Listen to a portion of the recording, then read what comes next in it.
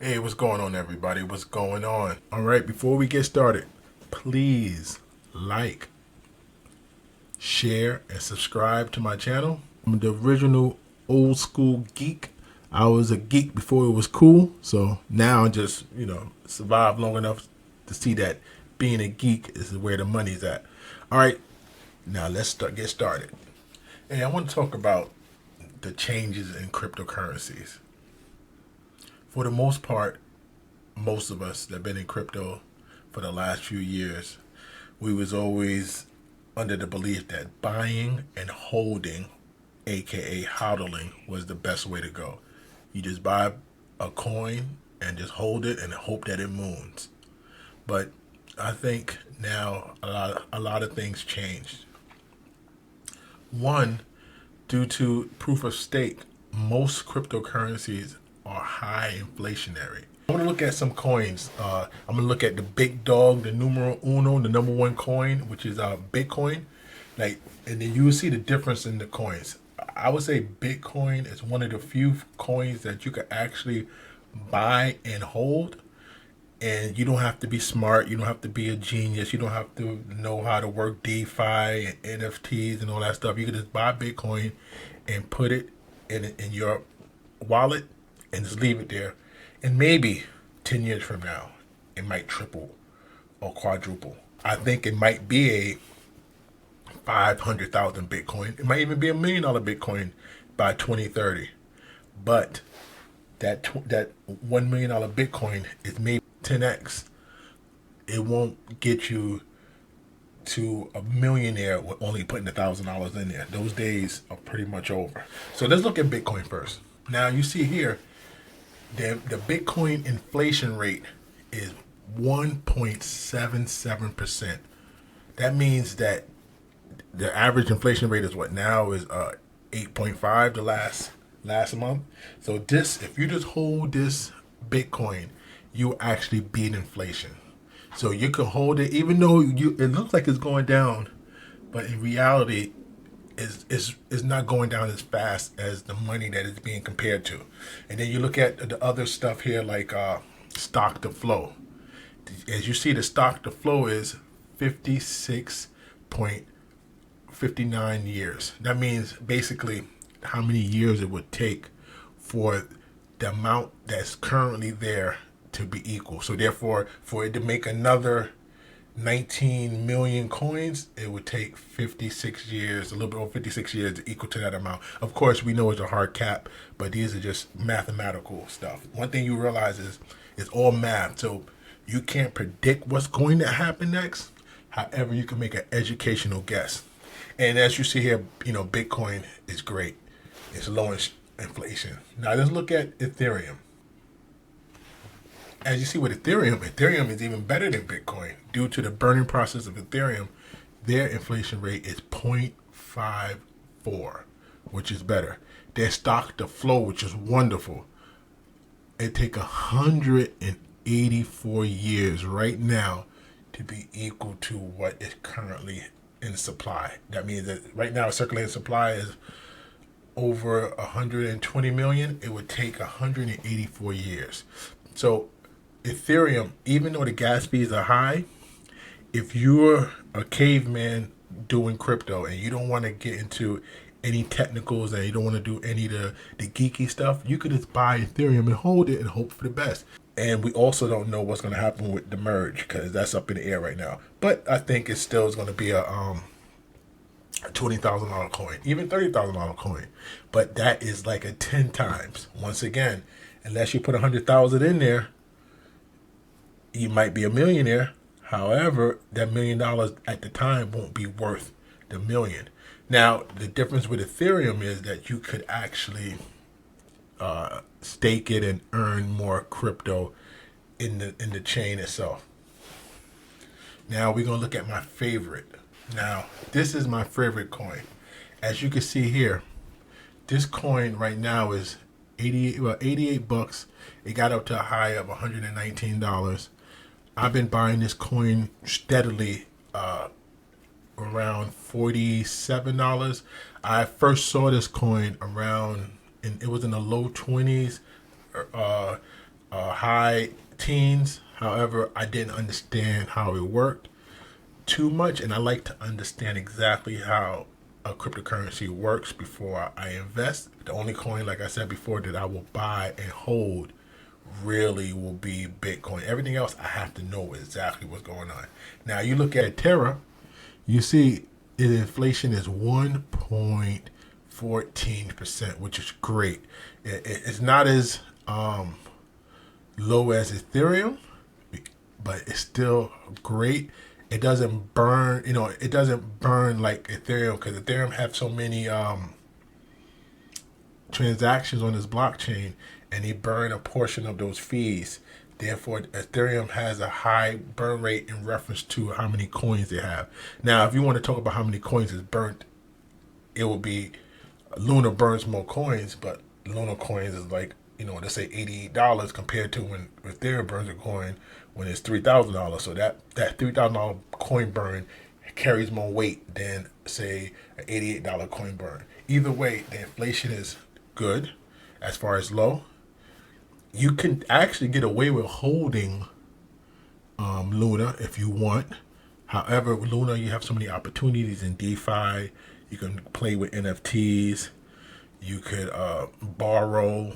You can do staking. So there's so many opportunities with this coin that you get the great low inflation, and you also get to use the coin. And you can also see the stock to flow is great. It'll take 87 years to reach to this current number that is at now, that means this coin is a great coin. And this is one of the few projects that I'll say that you can get best of both worlds: low inflation, cheap to use as far as gas fees, and you can earn money by just holding it. Now I'm going to go to another coin that I actually like, that I invest in, or as far as buying a coin and staking and also using the ecosystem, and that is Solana. I actually like Solana. Their transaction fees is super low. Like, it's less than a penny, so you can do a whole bunch of transactions and you can buy stuff for extremely cheap fees. However, that also sometimes hurts it, because the fees are so cheap that it allow hackers to, be able to afford to hack them and just overload the network with a bunch of transactions. If a transaction costs like 0.0001 of a Solana, they can afford to drop a couple of hundred on worth of Solana just to hack the system and take the whole system down. But now look at Solana. Look at this one right here. Now, I like Solana. The inflation rate is 8%, 8.8 to be exact. That basically means that if you just hold this coin has on par or a little higher than the current inflation rate. So by just holding the coin, you actually can lose money, So it's like, it's tough. And then you can see the stock. The stock to flow is 11. That means 11 years, which is 11 years a decent time. But that just shows you that it's easier due to inflation to get back to this number. And that is, like I said, I like the ecosystem, but it's tough just to hold it. Now, if you want to stake it, and staking will give you about 6%, so that helps lower the inflation, because at least you're getting something back. And I think Solana, due to its backing, and there's a lot of venture capital behind them, so it'd be difficult for it to fail, even though they have a whole bunch of problems, and they also still in beta, so they're not the full product yet. So Solana will be good. However, buying and holding it really don't make sense with Solana, even though people do it, but it really don't. Now we're gonna talk about another coin. I liked Avalanche. I bought Avalanche when I first heard about them, before I really got heavy into proof of stake and understanding the ecosystems and NFTs. Avalanche was one of those coins that, if you are used to using Ethereum, is an easy transaction. Avalanche is very similar to Ethereum as far as the applications go. Avalanche has a high inflation. It's 26%, and most of these inflation comes from, they have to reward the stakers. So the people that stake in and the validators and the delegators that's on the network, they reward them with coins, and these coins are coming from future coins that's in the pot. So they will basically mint new coins to pay the stakers. So it's difficult for me to buy this coin as an investment and just hold it. Now, if I wasn't into Solana, if I wasn't really into Luna, then and Avalanche might be a ecosystem that I would use because it is cheaper than Ethereum. It might make you want to use it. So that's the problem really with buying and holding cryptocurrencies. Now, what you can do, which I do, and I encourage other people to do what I am doing, is you buy coins that you understand that the ecosystem, like for me, the coin that I buy is Luna. I have Solana also. I like Solana also. But Luna, you can buy it. You can use it on NFTs. You got Anchor Protocol. You have Astroport. You have metaverse plays. You got different games that you can actually use the coin. You can just stake it, which is another thing you can do. You could have start pools with it, LPs, and guess what? You consider each coin as a worker. The more workers you have, the more money you make. Let's say you have 1,000 workers. Each worker would bring in an income, and they pay you. You can use Anchor Protocol to put UST. That's what makes Luna special, is the UST relationship. So you getting two coins in one. You getting the UST, which is the stable coin, which is at like 17 billion and 17.5 billion. Like I said, if you're not a person that's very computer savvy, you're not comfortable with crypto, but you want some skin in the game, sure, you can get away with buying Bitcoin and just holding it. Now, like I said, it won't make you rich.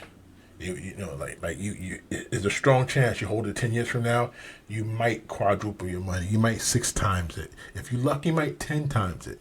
But it's not going to make you a millionaire. Like I said, it won't be a millionaire unless you drop 100,000 in there. But you still have 5 Bitcoins. Say you buy 5 Bitcoins today, 10 years from now, you still have 5 Bitcoins.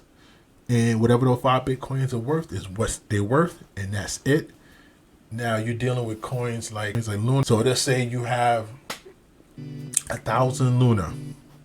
Every month you will get roughly 6 coins, extra coins. In 2030, you won't have 1,000 Luna coins. You will have 1,800 Luna coins if you stake in it. Now, let's say if each Luna coin is 2,000, you could just do the math right there. Instead of just having your 1,000 Luna coins and then you come back and I'll make it now. No, these coins are actually working for you, and you can actually make more coins with it. So I just wanted to talk about that because I really feel that the more we get into using the ecosystem the way it's meant to be used, the faster the adoption would happen, and the faster adoption would happen, the faster we make it to the promised land. All right, everyone, have a good day. Check you out later.